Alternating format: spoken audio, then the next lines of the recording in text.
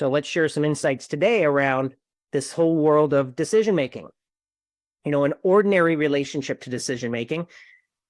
There's lots that you could Google or chat GPT. You could find out, how to make decisions. And there's lots of models, right? We can talk about SWOT analysis and cost benefits and pros and cons. And there's matrices and there's graphs and there's impact filters and a lot of good tools. And I use those tools, and I think they're relevant to depending on what your situation is and how complex what you're building is.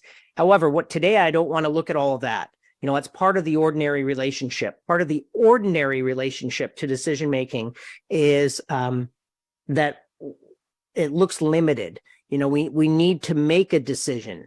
This is all in the background. It's kind of like we don't even examine it, but decision making in itself creates a world of there's something that I need to do. And that may not be the case. We need to make decisions as business owners for sure. But our approach to making decision-making or those decisions has everything to do with the quality of the outcomes. So you'll fully grasp what I'm saying as we move through this. But let's look. A common relationship to decision-making looks like worry, procrastination, and angst. For most of us, especially with these big decisions, they're tough. And at least for myself, I experience being on my own. Even if I have a team, it doesn't matter how much I talk to other people necessarily. That sometimes can even make it worse.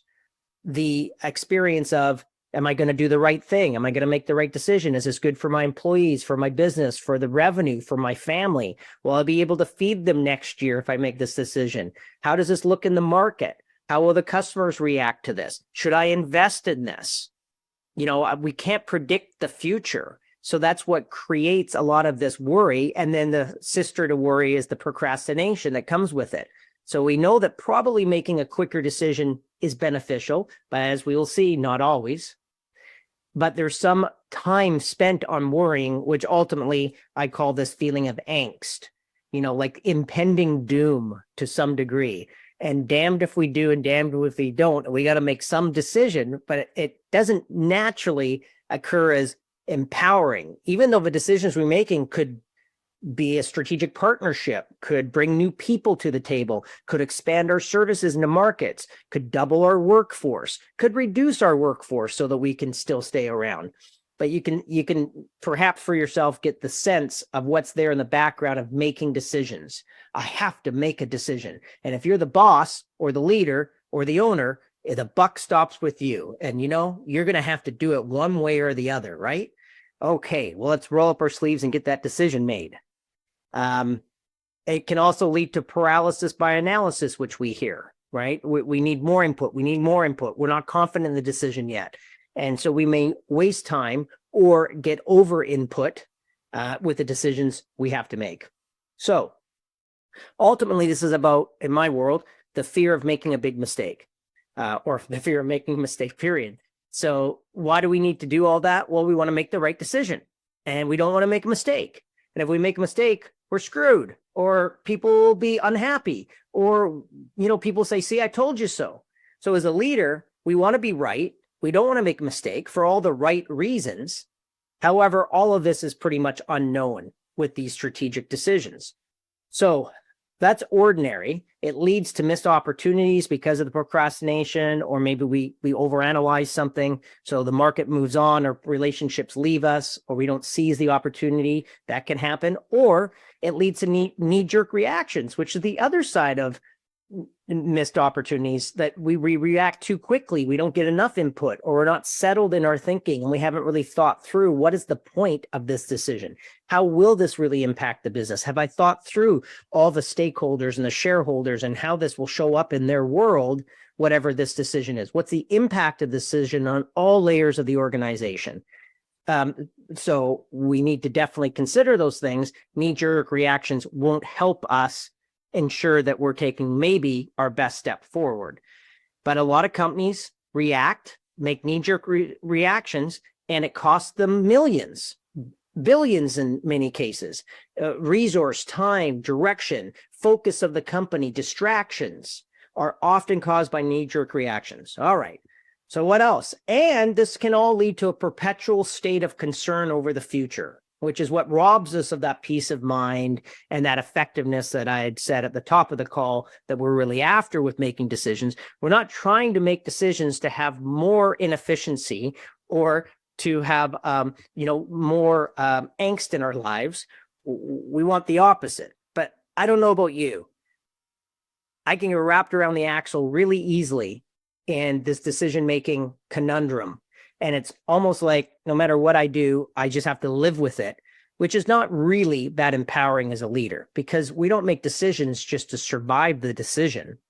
We want to make decisions that enliven the company, enliven us, and that is an opportunity, and we experience ourselves fully being in. How are we doing so far? Good. I hope this has given you a little bit of the experience of how we would normally approach decision-making. Again, you can throw up the SWOT analysis: strengths, weaknesses, opportunities, threats. You can do that team exercise. You can do it in your own journal, and you should do those things.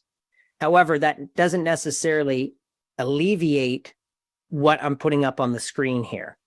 So let's now look at a new relationship to decision-making. What does that look like? Okay, well, it includes structure, it includes action, and it definitely has this quality of peace of mind. It can lead to confidence and commitment. It has the essence of faith in oneself and the team. So there's a certain trust and confidence in what we choose. In the path that we decide forward, we shall not fail. And even where we may fail, it doesn't occur as a failure. It's part of the journey that we expect. So there's this element of faith in ourselves and in the team and in the direction we're choosing. It can lead to definite expanded opportunities. This new relationship allows for thoughtful design and implementation, which is often missing. Again, back to the last slide, I had things like knee-jerk decision-making. That's the opposite of thoughtful design and implementation. Often what's missed in decision-making is we don't think about what does this look like implemented. It's one of the big topics I talk on as a keynote speaker and workshop leader is how do you implement as a team? And implementation you can think of as happening at the beginning. We need to bake in implementation in the decision-making at the front end and have a sense of what it would look like to be rolled out successfully. This new relationship to decision-making also has us actually experience a perpetual cycle of growth and development. And there's a mindset here where we know that ourselves as individuals and the organization will always be cycling through growth and development, because if we're not growing, we're atrophying. If we're not growing, we're shrinking. And the natural cycle of life is growth. The natural cycle of life is development. And again, that doesn't mean just double your sales. It could just mean the experience of life for people at work. It could be how you're servicing customers. It could be the new creativity that you're servicing the market with. But there's a sense that your organization as a culture is always expanding in new directions. So all of that is available with, you could say, a mindset shift with how we make decisions as an organization.